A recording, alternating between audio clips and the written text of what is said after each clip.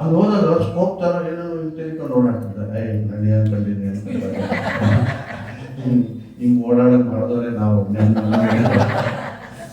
ಹೇಳ್ಬೇಡ ಅನ್ಕೊಂಡೆ ಕೊನೆಗೆ ಏನೋ ತಿರ್ಗಿ ಏನೋ ನಮ್ಮ ರೂಮಲ್ಲಿ ಏನೋ ಕಾಣಕ್ಕಂದು ಕೊಡಲಿಲ್ಲ. ಬರ್ತಾರೆ ಪ್ರಿನ್ಸಿಪಾಲ್ ಹೇಳಲಿಲ್ಲ ಅಂದರೆ ಖಂಡಿತ ಬರ್ತಿರಲಿಲ್ಲ. ನಾನು ನೋಡಿ ಇವಾಗ ಫೋನ್ ಬಂದ ನನ್ನ ಆಪ್ತ ಗೆಳೆಯನ ಮಗಳದ್ದು ಇವತ್ತು ಒಂದು ಎಂಗೇಜ್ಮೆಂಟ್, ನಾನು ಅಲ್ಲಿ ಇರಲೇಬೇಕಿತ್ತು. ಒಂಚೂರು ಉಸ್ತುವಾರಿನೂ ಕೂಡ ತಾಂಡಿದ್ದೆ, ಆದರೆ ನಮ್ಮ ಮನೆಯವ್ರು ಕಳಿಸಿದ್ದೀನಿ. ಅವ್ರಿಗೆ ಬೇಜಾರು ಅಲ್ಲಿ ಹೋಗೋದಕ್ಕೆ. ಮನೆಯವ್ರ ತವ್ರ ಮನೆ ಇದೇ ಊರೇ, ಬೇಜಾರು ಮಾಡ್ಕೊಬೇಡಿ, ಇಲ್ಲೇ ಪಕ್ಕ ಮನೆ. ಇಲ್ಲೇ ಪಕ್ಕ ಕಾಲೇಜು. ನಾನು ಇನ್ನೇನು ಹೇಳೋ ಅವಶ್ಯಕತೆ ಇಲ್ಲ, ಎಲ್ಲ ಹೇಳ್ಕೊಬಿಟ್ಟಿರ್ತೀವಿ ಮೊದಲೇ ನಿಮ್ಮ ಜೊತೆ.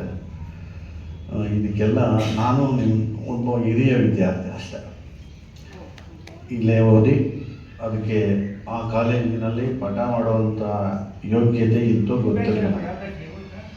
ನಾನು 87, 88 ಬ್ಯಾಚು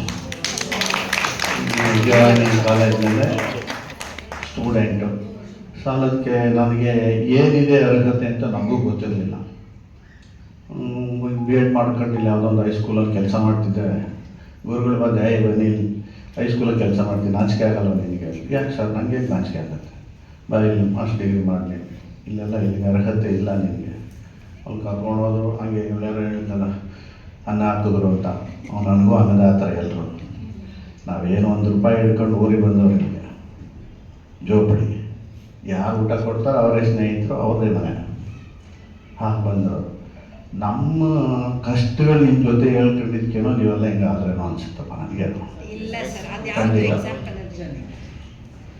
ಇಲ್ಲಾಂದರೆ ಬಹುಶಃ ನಿಮ್ಗೊಂದು ಪ್ಲಾಟ್ಫಾರ್ಮೇ ಸಿಗ್ತಿರ್ಲಿಲ್ಲ. ನಾನು ಒಂದು ಎರಡನೇದು ಕಾಲೇಜು ಅಲ್ಲೇ ಓದಿ ಅಲ್ಲೇ ಕೆಲಸ ಮಾಡೋದು ಅನ್ನೋದು ಇದೆಯಲ್ಲ, ಯಾರಿಗೆ ಯೋಗ್ಯತೆ ಇದೆಯೋ ನನಗಂತೂ ಗೊತ್ತಿಲ್ಲ. ಆ ಯೋಗ್ಯತೆ ಇಲ್ಲಿದ್ದು ನನಗೆ ಯೋಗ ಅಂತೂ ಸಿಕ್ಕಿದೆ.